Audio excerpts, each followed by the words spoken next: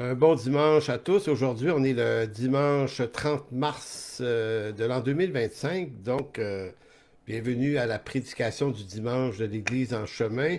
Et oui, exceptionnellement, cette semaine, on fait ça par Facebook Live.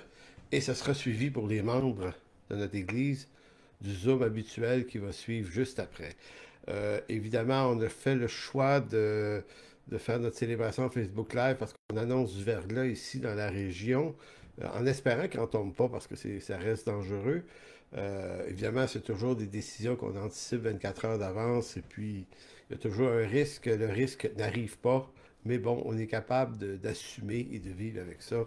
Ça fait partie de notre réalité, étant donné les grandes distances qu'ont à parcourir une majorité de membres de notre Église. Alors voilà pour ça.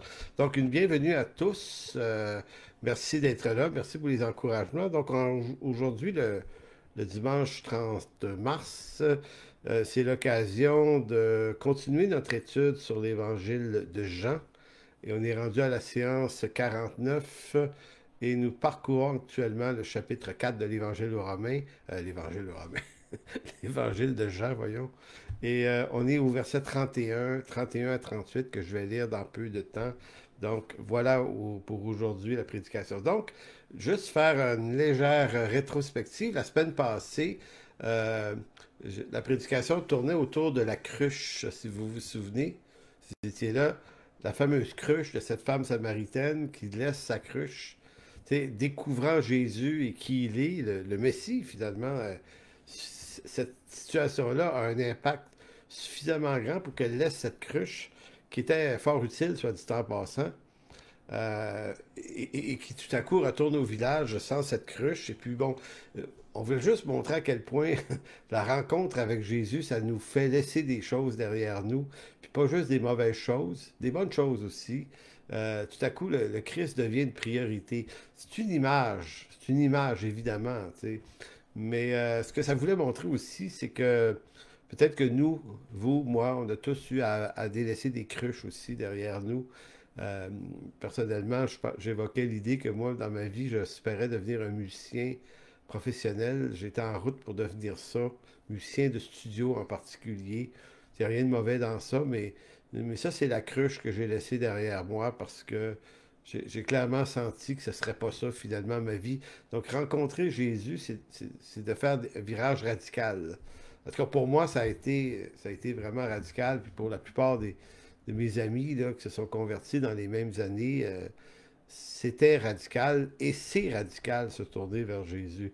Donc, aujourd'hui, on continue, on est dans la suite de cette discussion-là. Donc, après cette discussion-là, souvenons-nous que les disciples, eux, pendant que Jésus discute avec la femme samaritaine à ce puits de Jacob, près de la ville de Sichar, 1,5 km de distance environ, souvenons-nous que les disciples, eux, étaient partis probablement même à Sichar chercher de la nourriture, et Jésus était resté là seul au puits. Et on avait dit que Jésus emprunte un chemin inhabituel, lui et ses disciples, pour se rendre en Galilée, et on comprend souverainement que Dieu sait ce qu'il fait. Sur ce chemin-là, il y aurait cette femme-là. Et près de cette femme-là, il y aurait un village, il y aurait des Samaritains de la ville de Sichar aussi, euh, et que c'est intentionnel. Donc, lisons les versets 31 sur la suite des choses. Ça commence comme ceci. Pendant ce temps, les disciples qui sont revenus là, le pressèrent de manger, disant, Rabbi, mange. Mais s'il leur dit, j'ai à manger une nourriture que vous ne connaissez pas. Les disciples se disaient donc les uns aux autres, quelqu'un lui aurait-il donné à manger? Donc vous entendez, comme vous et moi, des humains, là, on raisonne en humain, c'est comme, bon, il n'y a pas faim, il n'y a pas faim, il y a quelqu'un qui a amené un lunch et tout, là. Euh, mais Jésus leur dit, ma nourriture est de faire la volonté de celui qui m'a envoyé, d'accomplir son œuvre. Ne dites-vous pas qu'il y a encore 4 mois jusqu'à la moisson? Voici, je vous le dis, levez les yeux et regardez les champs qui déjà blanchissent pour la moisson. Celui qui moissonne reçoit un salaire et amasse des fruits pour la vie éternelle, afin que celui qui sème et celui qui moissonne se réjouissent ensemble. Car en ceci, ce qu'on dit est vrai. Autre est celui qui sème et autre est celui qui moissonne. Je vous ai envoyé moissonner ce que vous n'avez pas travaillé. D'autres ont travaillé et vous êtes entrés dans leur travail. Ce qu'il y a d'intéressant avec ce texte-là, ça fait partie de... On appelle ça des pérenèses, là, des sections de texte dans le Nouveau Testament. Et celle-ci est un exemple de l'impression qu'on a quelquefois que Jésus sort du sujet. Tu sais, on est en train de parler là, de cette femme, ça sera ni dans ce temple, ni sur cette montagne, ni sur celle-ci, qu'on va adorer Dieu. Donc, il y a tout un discours, hein, un narratif là, qui est là. Et tout à coup, brusquement, ça tourne. On se met à parler de nourriture. Et là comme si c'était pas assez, Jésus quitte le sujet de la nourriture pour parler du sujet de la moisson. Et là, on a l'impression que c'est une parenthèse mystérieuse. Ça donne l'impression qu'il dit des choses intéressantes, mais comme si ça n'avait rien à voir avec ce qui est réellement en train de se passer autour du puits de Jacob. Et ça, c'est une impression, parce que c'est la lecture peut-être un peu superficielle qu'on fait quelquefois des textes bibliques, parce qu'on ne comprend pas comment c'est organisé. Et ce qu'on va voir aujourd'hui, c'est à quel point tout ça se tient. Mais se tient, mais vraiment, vraiment très solidement. Donc, commentaire. Ce qui a probablement surpris les disciples lorsqu'ils reviennent de Sichar ou de la ville, peu importe laquelle, avec de la nourriture, c'est qu'ils vont assister à quelque chose auquel ils ne s'attendent pas. Non seulement parle-t-il à une femme, non seulement est-elle samaritaine, mais qui plus est, cette femme et son village seront ou sont la première moisson de l'Évangile. C'est-à-dire, avant même la crucifixion, avant même la résurrection, avant même la Pentecôte, ce village-là passe à travers un réveil. C'est assez particulier comme phénomène.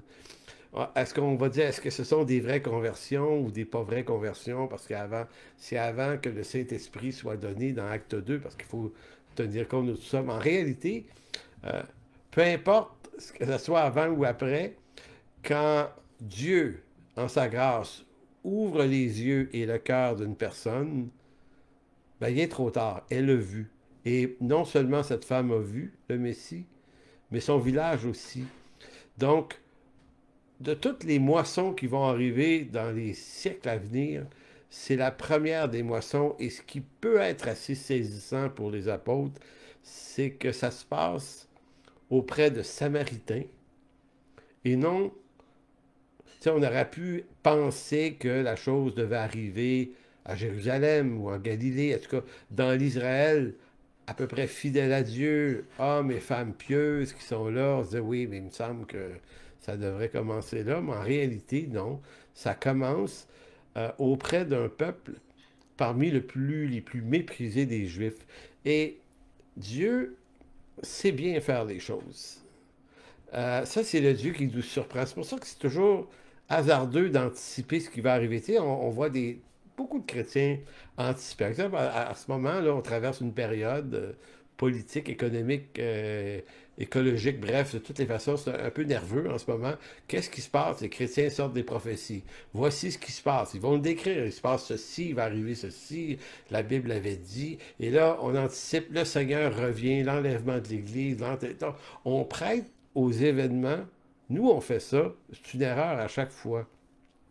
On a fait ça pendant la pandémie. On a fait ça en 2008 lorsqu'il y a eu le H1N1. On a fait ça en 2001 lorsque les tours jumelles ont été frappées. On a fait ça en 1991 à la chute du mur de Berlin, mais suivi par la suite de la guerre en Irak. Bref, comprenez-vous qu'on devrait arrêter d'anticiper et de prévoir ce qu'on croit que Dieu devrait faire ou est-il en train de faire, parce que généralement, on est toujours dans le champ. Et c'est un peu la situation.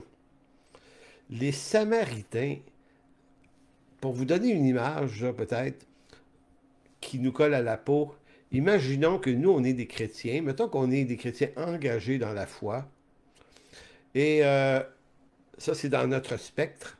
De l'autre bout du spectre, il y a des incroyants qui veulent rien savoir, qui ne croient pas en Jésus. Et il y a la gang du milieu, les Samaritains. C'est qui ça, les Samaritains, pour nous? Ben, c'est tous ceux qui savent, c'est ceux qui connaissent l'Écriture, c'est ceux qui sont déjà venus à l'Église, mais qui négligent. Il y a toujours les négligents, les sans-Église, les pas sérieux. Et là, nous, on se dit, tu sais, on se dit, les incroyants, c'est pas de leur faute, ils savent pas. Fait qu'eux autres, on va être gentils avec eux autres, il faut les rejoindre.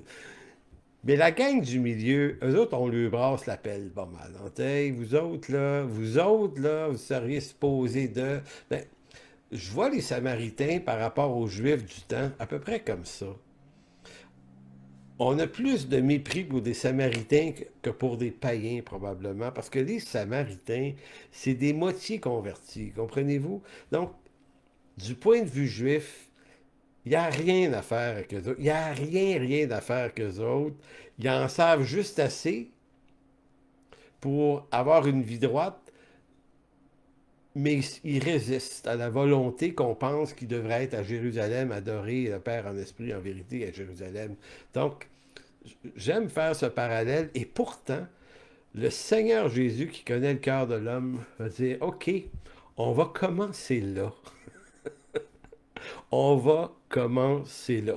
On va rejoindre ces gens-là, puis eux autres, là, ils vont s'ouvrir les yeux avant les enfants d'Israël, avant ceux qui sont supposés de voir, parce qu'ils sont supposés d'avoir une théologie précise, une pratique juste de la religion, du judaïsme, sont fidèles dans les dîmes, les offrandes, ils payent la dîme sur des détails.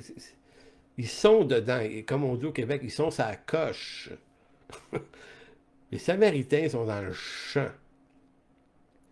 Et j'aime cette idée que Jésus, c'est comme si Jésus disait, on va commencer là, les gars. Je vais vous dérouter en partant parce que je veux vous montrer que c'est moi qui sauve. C'est pas vos plans, c'est pas vos idées, c'est pas vos anticipations, c'est pas vos interprétations, c'est pas ce que vous pensez de qui est bon, qui est pas bon, qui est juste, qui est pas juste. Moi, là, je suis venu sauver des perdus. Puis ça va commencer dans ce village-là. Fait que ça, c'était mon introduction ce matin. Donc, les disciples apprennent que l'Évangile n'est pas destiné qu'aux enfants de la maison d'Israël et de Juda. Parce que Jésus inaugure la nouvelle alliance de Jérémie 31, qui, dans les textes de Jérémie 31, précise maison d'Israël et maison de Juda.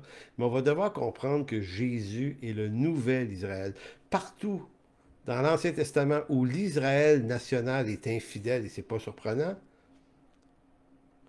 Jésus va être l'Israël qui, lui, va être fidèle en toutes choses à la volonté du Père. En d'autres mots, là où l'Israël national échoue, l'Israël, le descendant, le Jacob, parce que Jacob, le fils de la promesse, le père de la nation des 12 tribus, son nom est changé pour Israël. Il est une figure de Jésus-Christ. Jésus-Christ sera le vrai Israël, mais Jésus, lui, va accomplir toute la volonté de Dieu. Et toute la maison d'Israël va s'élargir aux païens, aux Samaritains, aux gens de toute race, de toute langue, de toute couleur, de tous les temps, éparpillés partout sur la planète. Donc, c'est intéressant parce que tout comme la Samaritaine, elle va devoir comprendre, et là c'est le langage de Jésus qu'il faut apprendre à saisir, doit comprendre qu'elle, elle parle de l'eau du puits. Quand elle rencontre Jésus, si on parle d'eau, hein, il a soif, donne-moi de l'eau. Puis là, il dit, oui, mais si tu bois de l'eau que moi je te donne à boire, tu n'auras plus jamais soif. Donc elle vient tout mêler à un moment donné. C'est comme si elle va devoir comprendre que l'eau du puits, au fond, qui est de l'eau réelle, le puits est vraiment là, Jésus va utiliser cette eau-là comme une métaphore pour la vie éternelle. De la même façon, et là, c'est là ici que des fois, il y a des clins d'œil dans l'Écriture qui passent inaperçus. Les disciples, eux, quand ils reviennent, puis qu'ils surprennent Jésus à discuter avec elle, ils vont devoir être confrontés à l'idée que la nourriture Et là, on voit qu'il y a une double métaphore. L'eau est la métaphore de la vie éternelle et la nourriture le devient aussi, puisque eux amènent à Jésus de la vraie nourriture, du pain, puis je ne sais pas quoi d'autre. Mange, Rabbi, mange. Il va dire non, les gars, j'ai déjà mangé. Ma nourriture, c'est de faire la volonté de celui qui m'a envoyé. Et c'est un peu comme si il est en train de leur dire ce qui vient de se passer avec cette femme-là et ce qui se passe avec elle et son village, c'est cette nourriture-là. C'est ça, moi, qui me nourrit. Ce qui me nourrit, c'est la volonté de mon Père. Donc, eux pensaient lui amener de la bouffe. En fait, c'est cette femme-là qui lui amène la nourriture selon la volonté de son Père. C'est intéressant de voir tous ces détails qui sont là, qui nous échappent. Et ce qu'on doit apprendre, si on veut s'en faire une leçon de cette affaire-là, c'est que il est stupéfiant de réaliser, de découvrir à quel point Jésus utilise continuellement le discours métaphorique pour décrire les réalités spirituelles. C'est pour ça que dans notre interprétation de l'Écriture, ceux qui recherchent un littéralisme à tout prix perdent des joyaux de compréhension de l'Écriture. Jésus continuellement utilise l'eau, il utilise la nourriture. À un moment donné, comme me disait un confrère dernièrement, il va dire « Je suis la porte ». Et comme me disait ce frère, il ne faut pas chercher la poignée et les pentures, là. Donc Jésus est l'agneau. Jésus se décrit. Donc le langage métaphorique est ultra présent dans l'Écriture, puis il faut oser entrer là-dedans pour tenter d'apprendre à marcher et de comprendre l'ensemble des illusions qui sont données. Donc, deuxième point dans cette prédication, c'est que sans trop s'en rendre compte, tout ce que Jésus vient de dire sur la nourriture et sur la moisson est en quelque sorte deux accomplissements prophétiques de l'Ancien Testament. Je répète régulièrement, mais très régulièrement, que Jésus parle une langue, la langue de l'Ancien Testament. Tout l'Ancien Testament pointe vers lui, donc continuellement Jésus fait des choses. Des fois, c'est des miracles, des prodiges, mais des fois, c'est des paroles qu'il dit comme ça. On a l'impression que ça n'a pas rapport dans le sujet, mais en réalité, ce sont des textes, ce sont des phrases qui sont reliées à lui dans l'Ancien Testament. Tout pointe vers lui.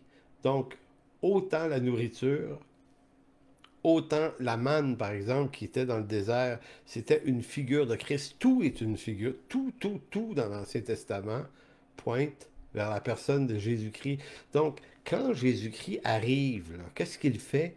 Il accomplit pas juste l'acte de crucifixion à la croix en disant tout est accompli, c'est juste la crucifixion, la résurrection. Non, il accomplit dans les détails, des détails des fois qui sont subtilement cachés dans l'Ancien Testament. Dans l'Ancien Testament, on ne pourrait pas prévoir que ça nous décrirait le Messie, et pourtant, c'est le cas. Et dans ce texte, deux choses décrivent le Messie par l'Ancien Testament. Le premier, c'est la nourriture. Quand Jésus dit « Ma nourriture est de faire la volonté de celui qui m'a envoyé et d'accomplir son œuvre. » Moi, j'avais, très honnêtement, jamais remarqué ça, là, mais c'est en lisant un ouvrage de M. Don Carson. Si vous n'avez pas cet ouvrage, vous pouvez vous le procurer. Évangile de Jean, M. Don Carson, aux éditions Exégétiques, ça se vend ici au Québec dans les librairies chrétiennes, fait remarquer quelque part à la page 280-285 que cette affirmation-là de Jésus, ma nourriture est de faire la volonté de celui qui m'a envoyé, d'accomplir son œuvre, on pense que Jésus fait référence à Deutéronome 8. En d'autres mots, il est en train de pointer vers lui-même un texte de l'Ancien Testament. Deutéronome 8, 3. Allez là, vous allez voir, c'est assez fascinant. C'est le fameux texte qu'on connaît bien, là. Il t'a humilié, Deutéronome 8, 3. Il t'a fait souffrir de la faim, il t'a nourri de la manne que tu ne connaissais pas. Manne, qui est une figure de Jésus-Christ. Que n'avais pas connu tes pères afin de t'apprendre que l'homme ne vit pas de pain, donc de manne seulement, mais que l'homme vit de tout ce qui sort de la bouche de Dieu. Donc, voyez la formulation aussi. L'homme ne vit pas de pain seulement, mais que l'homme vit de tout ce qui sort de la bouche de Dieu. Et là, vous relisez le texte de Jean 4, ma nourriture est de faire la volonté de celui qui m'a envoyé et d'accomplir son œuvre. Donc, M. Carson puis d'autres théologiens vont dire, il y a comme un écho entre les deux textes. C'est un peu comme si Jésus, en la personne du Messie, est l'homme en question. Tu sais qu'elle dit, l'homme ne vivra pas de pain seulement, mais de tout ce qui sort de la bouche de Dieu, toute parole. L'homme est à la fois les Israélites, mais l'homme ici pointe vers Jésus, le Messie. Ce que les Israélites, en tant qu'hommes, ont échoué à faire, c'est-à-dire vivre de toute parole de Dieu, parce qu'ils ont échoué, littéralement, ils ont échoué, ils ont crucifié le Messie. C'est la preuve. Euh, Ils ont fait plein de choses, on va dire, selon la volonté de Dieu. Ils pouvaient être stricts par rapport à la loi. Nous, on pense que le fait d'avoir une obéissance stricte à la loi, là, ça fait le travail, puis ça va faire que tout est clair. Ben non, parce que eux, ils sont des maniaques de la loi, connaissent l'Ancien Testament sur le bout de leurs lèvres. À l'envers, à l'endroit, ils connaissent les livres par cœur, ils connaissent le nombre de mots, ils savent tout. Puis ils ont littéralement passé à côté du Christ. Écoutez, c'est fascinant, parce que les Samaritains, qui n'en savent pas autant, eux autres, ils l'ont vu. Fait que vous allez dire, ah, ils sont plus intelligents, ils sont plus spirituellement allumés. Non, non, en fait, si Dieu éclaire pas un homme, qu'il soit brillant ou ignorant, il ne va rien voir pareil. En d'autres mots, il n'y avait pas avantage à être un Israélite fidèle, puisque les Israélites fidèles ne l'ont point vu. Maintenant, ça n'enlève rien aux Israélites, ça fait juste dire qu'ils sont comme nous. Juifs ou païens, on est coincés dans le même problème, c'est le péché. Alors, ou bien on est des pécheurs savants ou des pécheurs ignorants, ou des pécheurs pareils. Maintenant, l'homme ne vit pas de pain seulement, mais de toute parole qui sort de la bouche de Dieu. Cette déclaration-là en Deutéronome 8 va être parfaitement accomplie par Jésus-Christ. Lui, au puits de Jacob, va exécuter l'exactitude de cette affirmation-là lorsqu'il dit, ma nourriture, c'est de faire la volonté de celui qui m'a envoyé. Donc, je vais faire ce qui sort de la bouche de Dieu en ce moment. Voilà, c'est ça que je vais faire ici aujourd'hui. Donc, c'est pour ça qu'on dit que le Messie, Jésus, s'était déjà approprié Deutéronome 8.3. On n'ira pas lire ça, mais dans Matthieu 4.4, lorsqu'il est amené au désert pour être tenté par le diable, souvenez-vous, hein, le diable lui propose du pain et Jésus s'était appliqué à lui-même, l'homme ne vivra pas de pain seulement, mais de tout ce qui sort de la bouche de Dieu. Donc, il est l'homme. Il est cet homme. Il est cet homme qui va accomplir avec fidélité la volonté de Dieu. Donc, si la femme, et là, je fais un petit crochet là-dessus, si la femme, de son côté, a dû abandonner la cruche, au vu de ce qui était plus important, c'est-à-dire le Messie qu'elle vient de voir, ben, on pourrait dire du Messie qu'il va également délaisser sa cruche.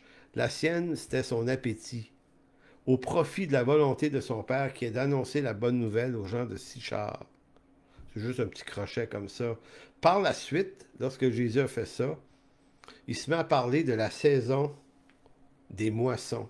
Et là, c'est très intéressant parce que, encore une fois, quand on étudie les textes, les bons docteurs en théologie vont nous faire remarquer que si la lecture du texte, ce que dit Jésus à partir du verset 35 dans Jean 4, peut paraître un peu dans les nuages, comme si Jésus n'est plus dans le contexte de ce qui est en train de se passer autour du puits, mais est en train de s'évacuer dans un drôle de discours, eh bien non. C'était l'endroit où le dire. Donc, disons Jean 4, 35. Ne dites-vous pas qu'il y a encore 4 mois jusqu'à la moisson? Effectivement, dans la littéralité des choses, les champs avaient été semés 4 mois avant, donc dans l'aspect naturel, les champs ne sont pas supposés produire. Donc Jésus dit, ne dites-vous pas qu'il y a encore 4 mois jusqu'à la moisson, mais voici, je vous le dis, levez les yeux et regardez les champs qui déjà blanchissent pour la moisson. Encore ici, la métaphore. Les champs qui sont réels, qui sont là, il n'y a pas de blé qui pousse encore, c'est trop de bonheur, mais levez les yeux, regardez les gars au-dessus, plus loin. Regardez les champs qui déjà blanchissent pour la moisson. De quoi parle-t-il? Des Samaritains. La moisson est prête. Celui qui moissonne reçoit un salaire qui amasse et amasse des fruits pour la vie éternelle, afin que celui qui sème, celui qui moissonne se réjouissent ensemble. Car en ceci, ce qu'on a dit est vrai, autre est celui qui sème et autre est celui qui moissonne. Je vous ai envoyé moissonner ce que vous n'avez pas travaillé, d'autres ont travaillé et vous êtes entrés dans leur travail. Ces textes-là, ces affirmations-là, sont des paroles de l'Ancien Testament. Encore une fois, Jésus incarne et l'incarnation de ces textes de l'Ancien Testament qui parlaient de lui.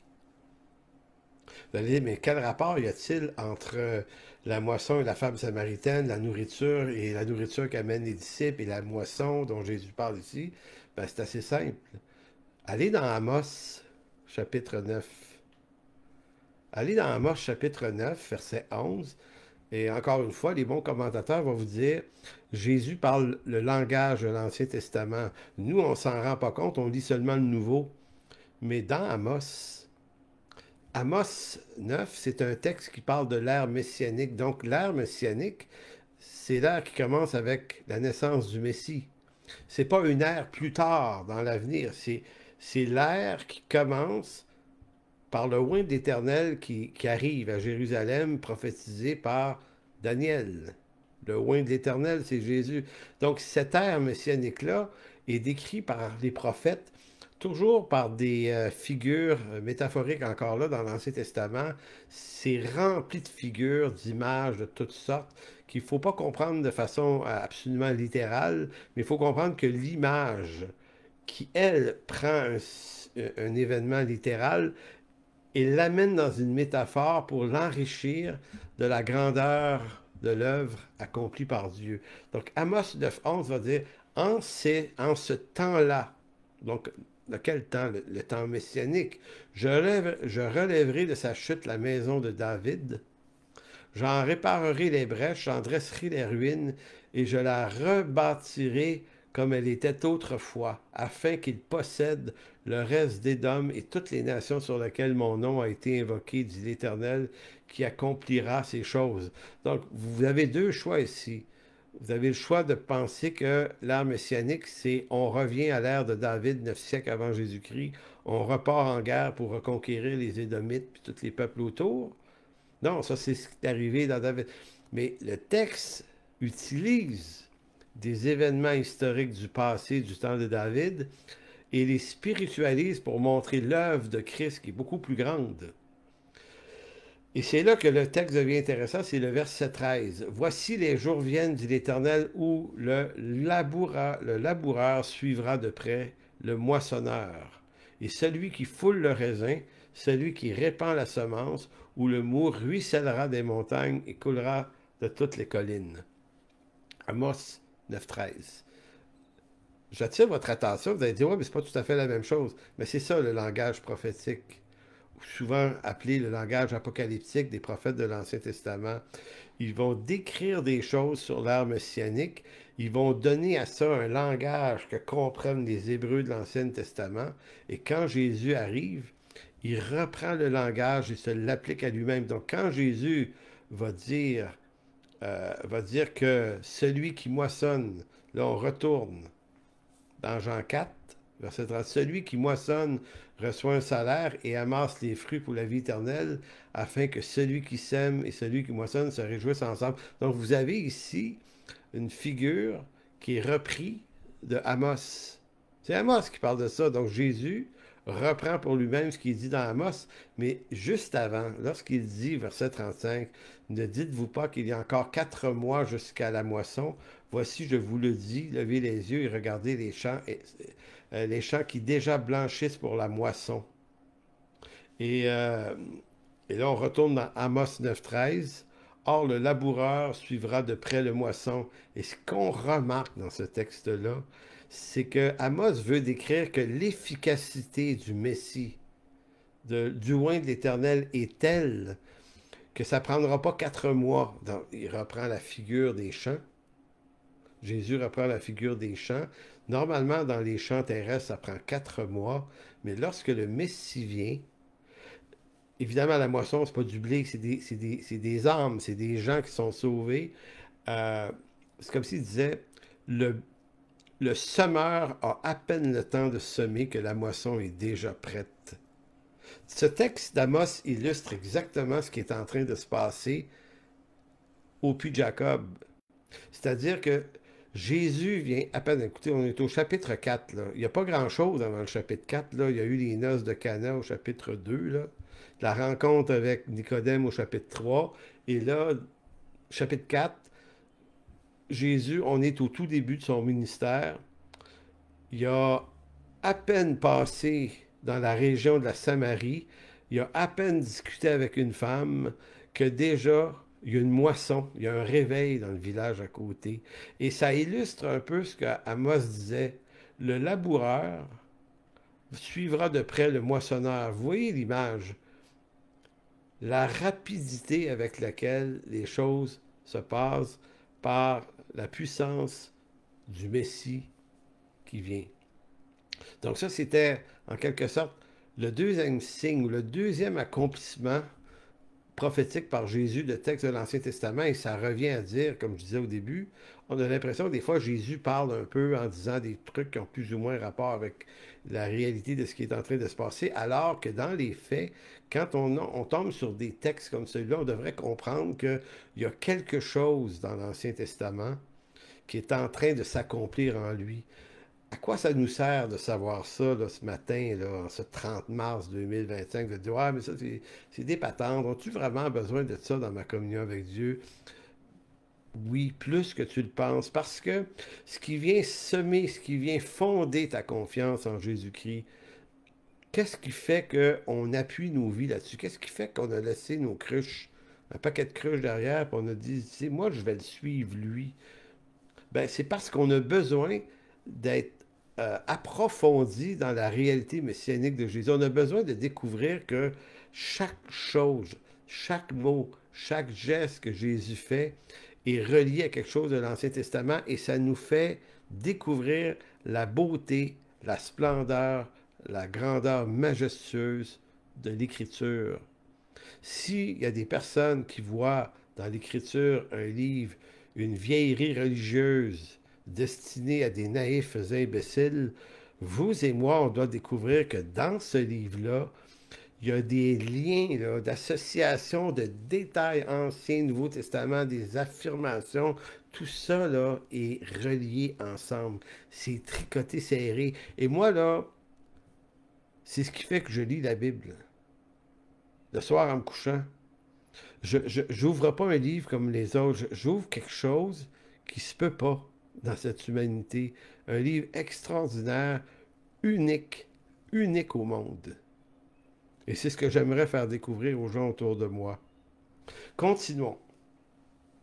On comprend en lisant ce texte de Jean que les enjeux de la moisson ne résultent pas de pression que l'on peut se faire pour arriver, mais du Dieu souverain qui veille sur la semence tout autant que sur la récolte, de telle sorte qu'à la fin, Dieu est glorifié. Ce qu'on doit retenir de tout l'épisode qu'on vient de lire de Jean 4, c'est que ce texte-là nous montre que c'est pas vous et moi par notre zèle qui stimule la moisson. C'est entièrement Dieu qui stimule les choses. Et évidemment, il nous utilise. On relit versets 36 à 38, Jean 4. Celui qui moissonne reçoit un salaire et amasse des fruits pour la vie éternelle, afin que celui qui sème et celui qui moissonne se réjouissent ensemble. Car en ceci, ce qu'on dit est vrai, autre est celui qui sème, autre est celui qui moissonne. Je vous ai envoyé moissonner ce que vous n'avez pas travaillé. D'autres ont travaillé et vous êtes entrés dans leur travail. Donc, le Seigneur dit à ses disciples, les gars, vous ne serez jamais les champions là-dedans, ce ne sera jamais vous les héros. Nous, on glorifie des hommes. Nous, on en élève certains en disant, ah oui, s'il n'avait pas été là, lui, on fait ça encore aujourd'hui, des pasteurs ou autres, là, on se dit, hey, une chance que Jonathan Edwards a été là, évidemment, une chance qu'il était là, mais nous, on a tendance à être très, très idolâtres. Ce qu'on ne sait pas ou ce qu'on sait mal, c'est que s'il n'y a pas Dieu, il n'y a pas Jonathan Edwards. Je parle de Jonathan Edwards pour le grand réveil qui a eu lieu pas très loin de où on est, à Westfield, au Massachusetts, là, qui est à peu près à 2-3 heures d'ici. Là. Grand réveil extraordinaire en 1800, pardon, dans les années 1830. Réveil, nous on dit Jonathan Edwards, mais Jonathan Edwards, vous aurez dit, écoutez, moi j'y suis pour pas grand-chose. C'est Dieu qui est le Dieu derrière les réveils. C'est pour ça que c'est exactement ce que Paul veut faire comprendre aux chrétiens de Corinthe. Si on va dans 1 Corinthiens 3-4, dans 1 Corinthiens 3-4, Paul va brasser, va shaker l'église de Corinthe en leur disant, quand l'un dit, l'un de vous dit, moi je suis de Paul, un autre, moi d'Apollos, n'êtes-vous pas des hommes?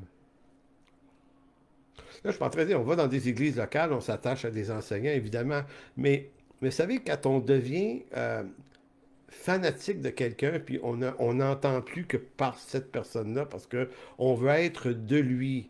Hein, Paul dit, non, non, il dit, qu'est-ce qu'Apollos? Qu'est-ce que Paul? Et pourtant, Paul est un apôtre, là. Il aurait pu dire, ouais, mais Apollos n'en est pas un, moi je suis bien plus important que lui. Parce que c'est ça le discours qu'on a là, ici. Là. C'est moi, là. C'est moi qui ai fait ci, c'est moi qui ai fait ça c'est à moi. Gloire à moi. On ne le dit pas grossièrement comme ça, mais ça résonne dans nos têtes comme ça. Là, l'apôtre Paul est en train de dire, il dit, même moi qui est un apôtre, même moi, jamais j'oserais réquisitionner un tel honneur. Donc, donc Apollos, qu'est-ce que Paul? Des serviteurs par le moyen duquel vous avez cru, selon que le Seigneur a donné, j'ai planté, Apollos a arrosé, mais Dieu a fait croire. De telle sorte, et là, vous avez un autre écho à Amos, de telle sorte que ce n'est pas celui qui plante qui a quelque chose, ni celui qui arrose, mais Dieu qui fait croire. Celui qui plante et celui qui arrose sont égaux, et chacun recevra sa propre récompense selon son propre travail, car nous sommes ouvriers avec Dieu. Vous êtes le champ de Dieu, l'édifice de Dieu. Donc, je voulais faire remarquer ce bout de texte-là où l'apôtre Paul est dans la même intelligence que Amos, la même intelligence que Jésus, c'est que c'est Dieu qui fait une œuvre. Dieu nous utilise, mais on aurait bien tort de s'en glorifier. Parce qu'on va devoir comprendre, et un jour, lorsqu'arrivera les récompenses dans le ciel, évidemment, Dieu est gracieux, il va nous donner des récompenses, mais on va découvrir en ce jour-là qu'on y était pour rien. Que n'eût été du Dieu 3 fois fidèle et 3 fois saint derrière nous, l'œuvre qu'on a levée, là, les choses qu'on a faites, les églises qu'on a implantées, là, ces choses là, qui ont eu du succès ou qui ont eu un impact sur les perdus, là, on va dire une chance qu'on était là, nous autres, on est allés au moins. T'sais, on n'est pas comme les autres églises qui ne le font pas. T'sais, on est idiots comme ça, là, penser que un jour, on va avoir peut-être honte de se rendre compte que finalement, Dieu a fait des choses par nous, mais c'est lui qui les faisait. J'en réfère à ce fameux texte là, c'est dans Jean 15, verset 5. Le Seigneur a dit, sans moi, vous ne pouvez rien faire. Ah oui, sans moi, vous pouvez faire beaucoup de choses. Sans moi, vous allez avoir une multitude de projets, vous allez faire des voyages, des trips ici, des sorties de ceci, de cela, des événements. Vous allez en faire des événements, mais ce n'est pas nécessairement ma volonté. Oui, mais Seigneur, on les a fait en ton nom, ces choses-là. Seigneur dit, non, non, vous devez apprendre à faire ma volonté. Oui, mais c'est des bonnes idées qu'on a eues. C'est ça le problème. C'est qu'on a tellement de bonnes idées qu'on s'étourdit dans les bonnes idées. Pendant ce temps-là, peut-être qu'on n'est pas en train de voir passer sur le chemin la volonté de Dieu. peut-être qu'elle nous échappe, parce qu'on est trop occupé. Un peu comme la parabole du bon samaritain, qui est un exemple, je pense que c'est dans Luc 10, cette histoire-là, si ma mémoire est bonne, là, où les sacrificateurs puis les Lévitiques qui partent, qui voient le pauvre type, ils se disent ah, nous autres, on est appelés par Dieu à des fonctions beaucoup plus importantes qu'aider un pauvre type sur la rue qui est estropié. Désolé, mais garde, un autre va s'occuper de toi. Nous, on va servir le Seigneur. Donc, vous savez, des fois, on va accuser les chrétiens de retourner dans le monde, d'être des backsliders. On va dire, bon, c'est pas une bonne idée, soit dit en passant. Faut pas aller là. Mais sous prétexte que nous, on backslide pas, mais qu'on fait les très, très, très bonnes choses, on s'imagine beaucoup plus en ordre avec Dieu que quelquefois, le très, très en ordre avec Dieu peut être une autre forme de désobéissance à quelque chose que Dieu avait sur le chemin, mais que tu n'as pas pris le temps de voir parce que tu étais trop occupé à servir le Seigneur. C'est aussi particulier que ça, servir le Seigneur. Moi, je crois qu'on appartient malheureusement à un siècle euh, où le pragmatisme est roi. C'est-à-dire, on veut être pratique, on veut être multitâche, on veut être efficace. Les moyens nous donnent, les moyens financiers de notre siècle nous donnent la capacité de s'investir dans 1001 projets en même temps. Et on se dit, hey, nous autres, on sert le Seigneur. Je ne sais pas ce que ça va valoir devant Dieu un jour. Vous savez, Dieu ne fait pas de nous des chrétiens multitâches. Comme si on était à la fois des semeurs, des arroseurs et des récolteurs. Mais notre monde évangélique nous a appris à réfléchir comme ça. Hein? Notre milieu évangélique nous a appris à être des hyper multitâches. Donc, s'il y avait une sortie de quelque chose, moi je me souviens dans le temps, on allait évangéliser dans le Vieux-Monde, on a eu du bon temps à faire ça. Là. La Bible parle, je ne regrette pas pendant tous ces temps-là, des années 80. La seule chose que je regrette, c'est d'avoir méprisé ceux qui ne venaient pas des fois, parce qu'on allait là, puis c'est comme si fallait aller là. Et là, si un dimanche ou un samedi soir, il y en a un qui n'était pas venu, on se disait, il est où, lui, coudonc? Et là, dans notre tête, on se disait, ah, lui, c'est pas un vrai. Là, il est resté chez eux, là, le soir. Ah, il a dû écouter le Canadien de Montréal. Je ne sais pas si vous comprenez, on se disait que on était tous appelés en bloc à tous faire la même chose de la même façon. Puis c'était tough, aller là. On allait évangéliser sur la rue Sainte-Catherine, je vais vous garantir qu'on a vécu des affaires intenses là. Et il y a des chrétiens qui n'aimaient pas ça, aller là. Puis à un moment donné, il a fallu comprendre ça. Il a fallu se dire, hey, c'est pas, on n'est pas tous des évangélistes, puis c'est pas tout le monde qui a les charismes qu'il faut pour affronter des skinheads à la rue Saint-Laurent. C'est ça qui est arrivé des fois. Donc, quand il y avait un voyage qui s'organisait, c'était la même chose. On disait que si tu y allais pas, parce que tu ne te sentais pas appelé, tu avais l'impression de passer pour un loser, un charnel qui répond pas vraiment à l'appel de Dieu. Ça a été, si on veut, notre immaturité chrétienne à l'époque. Avec le temps, là, on doit prendre du recul puis découvrir que la volonté de Dieu, elle n'est pas multitâche. Donc, Dieu ne t'appelle pas à être un semeur, un arroseur, un récolteur, c'est-à-dire être un évangéliste, un apologète, un enseignant, un pasteur, un docteur, puis je ne sais quoi, quelqu'un qui va faire de l'aide humanitaire en bout de ça, qui va traverser la planète pour être missionnaire à l'autre bout en même temps, d'être partout.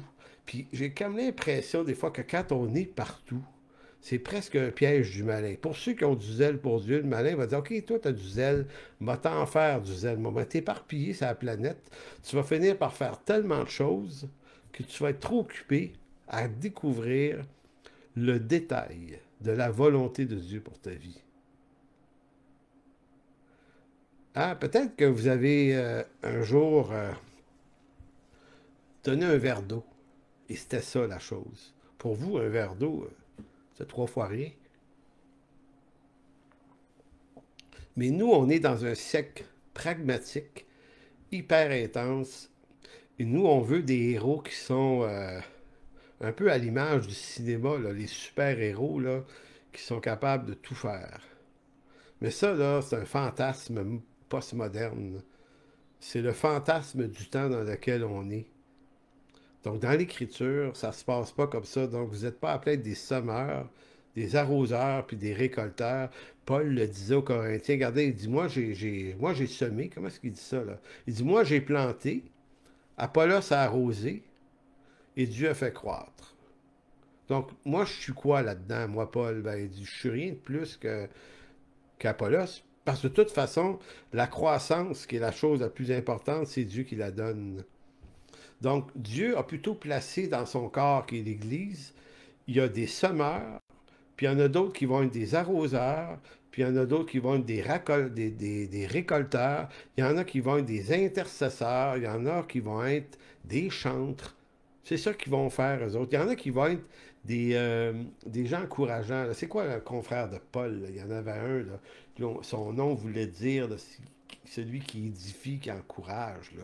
Donc, il y avait toutes sortes d'hommes autour de Paul. Puis Paul ne les voyait pas tous comme des gens qui devaient faire la même chose. Donc, la beauté du corps de Christ, c'est qu'on n'y arrivera pas seul, on va y arriver ensemble. Et on n'y arrivera pas ensemble par égalité des dons, mais par complémentarité des dons. Certains en ont plus que d'autres, certains en ont moins, c'est pas injuste, c'est l'appel de Dieu qui est comme ça. Donc on n'a pas à se comparer ou à se jalouser, on doit édifier tout ce qui est là, du plus grand au plus petit, parce que devant Dieu, la récompense, c'est de ne pas avoir fait le plus de choses possible, mais c'est d'avoir su répondre à la simplicité de la volonté de Dieu. Vous savez, je vous disais tout à l'heure, l'œuvre de Dieu n'est pas dépendante de l'Église. L'œuvre de Dieu, pour qu'elle marche, le plan de Dieu, ne dépend pas ni de l'Église, ni des hommes et des femmes qui la composent pour atteindre ses objectifs souverains. Non, c'est l'Église, les hommes et les femmes qui en font partie, qui sont dépendants de Dieu, qui en sa grâce les invite tous selon le rappel. C'est pour ça que je le relis dans Jean 15,5. Je suis le cep, vous êtes les serments. Celui qui demeure en moi, ça, c'est pas celui qui réussit à être fidèle. Là. Demeurer, là, veut dire celui qui appartient à Dieu. Là. Celui qui demeure en moi et en qui je demeure porte beaucoup de fruits, car sans moi, vous ne pouvez rien faire.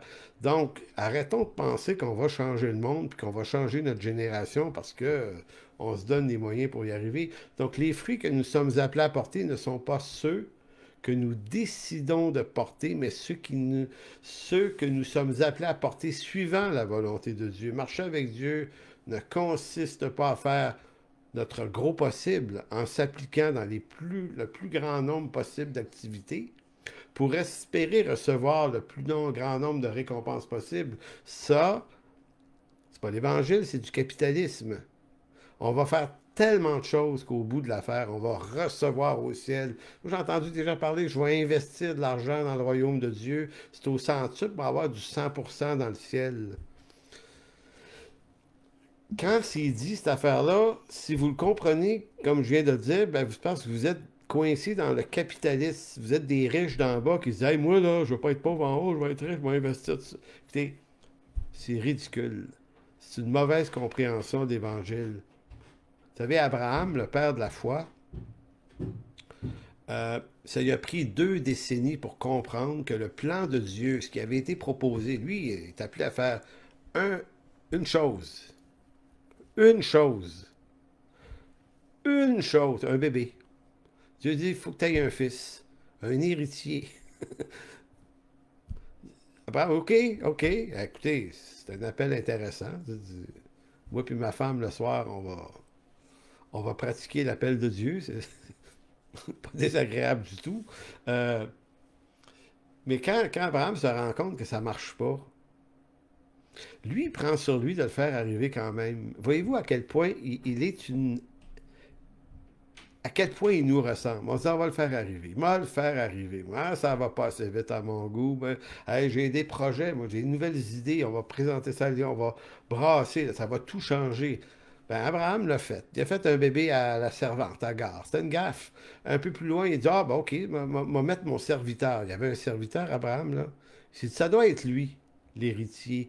Abraham essaye de toutes les façons de faire la volonté de Dieu pour se rendre compte au chapitre 18 de Genèse, quand l'ange de l'Éternel lui apparaît, c'est comme s'il le regarde en disant t'es-tu pas assez fatigué, Abraham, d'essayer de faire avancer mon plan? Je t'ai pas demandé de faire avancer mon plan, Abraham. Je t'ai juste dit que moi, l'Éternel, je ferai en sorte que Sarah, ta femme, ait un enfant, et dans 1 an, on va l'avoir. C'est tout. C'est Dieu qui fait son œuvre.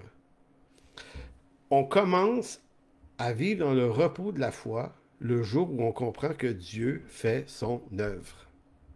Pas compliqué, là. Dieu fait son œuvre. Nous autres, on est témoins de l'œuvre que Dieu fait par nous, et c'est une grâce extraordinaire qu'il nous utilise en nous laissant penser que c'était un peu pas mal de nous autres, cette affaire-là. C'est pour ça qu'un jour, là, quand on voit les vieillards dans l'Apocalypse qui relancent leur couronne, on dit « Hey, Seigneur, à toi la gloire. » Vraiment. Tant qu'on était dans l'humanité, on pensait qu'on y était pour quelque chose. Vive à nous notre fidélité. En rendu en haut, on va dire, on y était pour pas grand-chose. Donc, dans Matthieu 9, et je m'en vais vers la conclusion, sur la moisson. En Matthieu 9, 35 à 38, écoutez bien, Jésus parcourait toutes les villes et villages, enseignant dans les synagogues, prêchant la bonne nouvelle du royaume et guérissant toute maladie, toute infirmité. Voyant la foule, il fut ému de compassion pour elle, parce qu'elle était languissante et abattue, comme des brebis qui n'ont point de berger. Alors il dit à ses disciples, et là on est dans la moisson est grande, mais il y a peu d'ouvriers. Priez donc le maître de la moisson d'envoyer des ouvriers dans la moisson. Oui, ça se recoupe avec Jean 4, là. Il dit, levez les yeux, regardez, la moisson est blanche. Il dit un peu la même chose. La moisson est grande, mais il y a peu d'ouvriers. C'est le détail qui est ajouté ici. Donc, la solution de Jésus, c'est prier le maître de la moisson d'envoyer des ouvriers dans la moisson. Et comme j'ai déjà dit un peu à la blague une fois, pour ne pas dire une dizaine de fois, je trouve ça particulier, ce texte-là, parce que il est, lui, Jésus, le maître de la moisson. En fait, lui, son Père, Dieu. Fait que c'est comme si, moi, j'aurais dit à Jésus, Jésus, écoute, t'es mieux placé que nous. T'es pas mal mieux placé que nous pour savoir qu'il faut appeler dans cette moisson-là. C'est toi qui appelles. Pourquoi tu nous demandes à nous? Tu nous demandes de te demander de faire arriver ce que ta volonté exige de toute façon. Ça, c'est la beauté du Dieu qui décide de nous utiliser par sa grâce. Il dit, non, les gars, je vais envoyer des ouvriers dans la moisson, je vais le faire. Donc, ça ne dépendra pas du fait que vous me le demandiez parce que j'ai un plan. Dieu, écoutez, s'il fallait que Dieu ait dit, hey, moi, là, je viens mourir sur la croix, je vais ressusciter je vais mourir pour vos péchés, puis quand je vais ressusciter, arrangez-vous pour qu'il y ait des moissonneurs. Hein? Envoyez des ouvriers à moisson parce que moi, j'ai fait mon bout, là. Moi, j'ai fait mon bout du plan, là, le reste à vous autres. C'est pas ça qu'il dit. Il compte pas sur notre zèle. Il leur dit, priez le maître de la moisson parce que c'est lui qui va les envoyer, les ouvriers dans la moisson. Alors, on doute, c'est pas utile de dire, mais pourquoi tu nous demandes de te demander quelque chose que tu vas faire? Ben, c'est pas compliqué. Je vous demande de prier ma volonté. Et c'est là qu'on découvre que la vie chrétienne, c'est pas une question d'hyperactivité, c'est une question d'intériorité par l'Écriture, apprendre à concentrer notre attention sur l'Écriture, apprendre à découvrir la prière à travers la volonté de Dieu dans les textes. On va arrêter de prier pour ce qu'on veut, on apprend à prier pour ce que lui demande. Donc, il a demandé de prier pour des ouvriers dans la moisson. C'est un peu comme lorsque l'apôtre Pierre, là, la prière, ça marche comme ça. Vous savez, quand Pierre, je pense dans Matthieu 14, tu sais, Jésus marche sur les eaux, ils ont eu peur. Là, Jésus dit, ah, calmez-vous les gars, c'est moi qui s'en vais. Et là, Pierre est sorti de la barque. Non, Pierre a dit, Seigneur, Seigneur, si c'est toi, ordonne que j'aille vers toi. C'est ça la prière. C'est une prière, ça. Jésus ordonne que j'aille vers toi. En d'autres mots, c'est comme si Pierre disait, je ne peux pas le faire à moins que toi tu l'ordonnes. Dans Matthieu 8,8, vous avez le centenier romain qui fait la même demande pour son serviteur malade. Il dit, dis seulement une parole. Donc, la volonté de Dieu, on ne l'invente pas, on la découvre par Dieu dans une relation par sa parole. Et c'est là que notre prière devient très efficace parce qu'on lui demande ce qu'il nous a déjà demandé de demander. Donc, on arrête de prier selon notre cœur, parce que c'est là qu'on pense de prier selon mon bon cœur. pas tellement ça qui est utile. Dans Matthieu 28, vous savez, si Jésus, dans Matthieu 9, dit demandez au Père d'envoyer, demandez à Dieu, pardon, demandez au maître de la moisson d'envoyer des ouvriers dans la moisson, en Matthieu 28, la réponse à cette prière est donnée. Jésus s'étant approché, leur dit, tout pouvoir m'a été donné dans le ciel, allez. Faites de toutes les nations des disciples, les baptisant au nom du Père et du Saint-Esprit, enseignez-leur à observer tout ce que je vous ai prescrit. Entendez-vous que le verbe aller, au Matthieu 18, au verset 19, pardon, de Matthieu 28, c'est la réponse à la requête que Jésus avait dit, demandez le maître de la moisson d'en envoyer. Et après sa résurrection, Jésus leur dit, voici, je vous envoie. Donc, il leur fait prier quelque chose que lui-même va répondre et les ouvriers, ça va être eux-mêmes. Pourquoi j'insiste sur ce point-là en finissant? C'était pour vous dire que quand on marche avec Dieu, c'est beaucoup plus simple qu'on le pense. C'est beaucoup plus calme qu'on le pense, même si ça peut brasser beaucoup, faire la volonté de Dieu. Mais c'est juste pour dire que les fruits que nous sommes appelés à porter ne viendront pas de notre propre volonté, ni de notre zèle, ni de nos 1001 projets pour faire avancer le royaume de Dieu.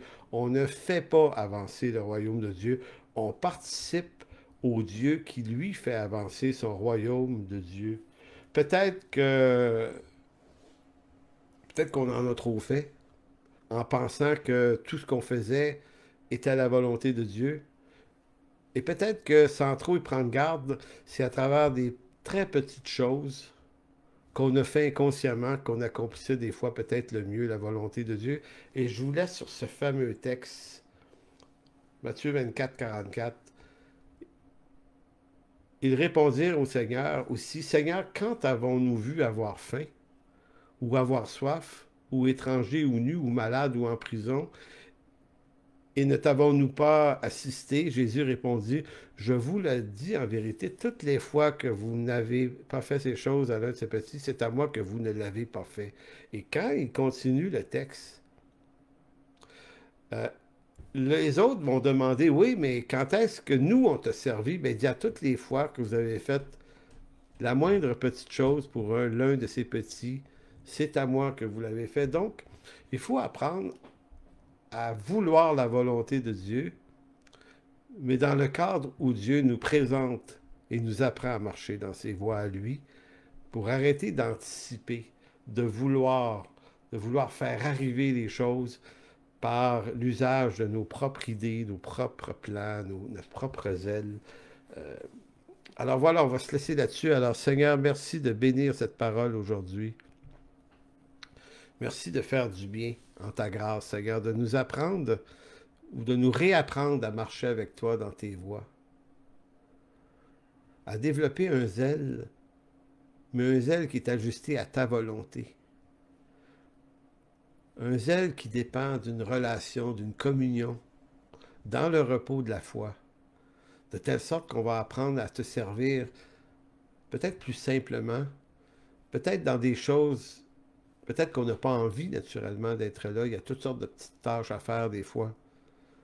Mais Seigneur, apprends-nous à avoir une oreille aiguisée pour entendre ta volonté, afin qu'on puisse te servir dans la simplicité, pour l'avancement de ton royaume, parce que c'est toi qui s'occupe de faire avancer ton royaume, et en toute chose, à la fin, c'est toi qui vas être parfaitement glorifié. Alors, merci, mon Dieu. Amen. Alors, je vous remercie tout le monde.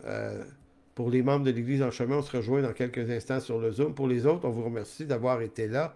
Donc, on va poursuivre cette série encore une fois dans une semaine à notre Église. Donc, voilà, que Dieu vous bénisse tout le monde. Au revoir.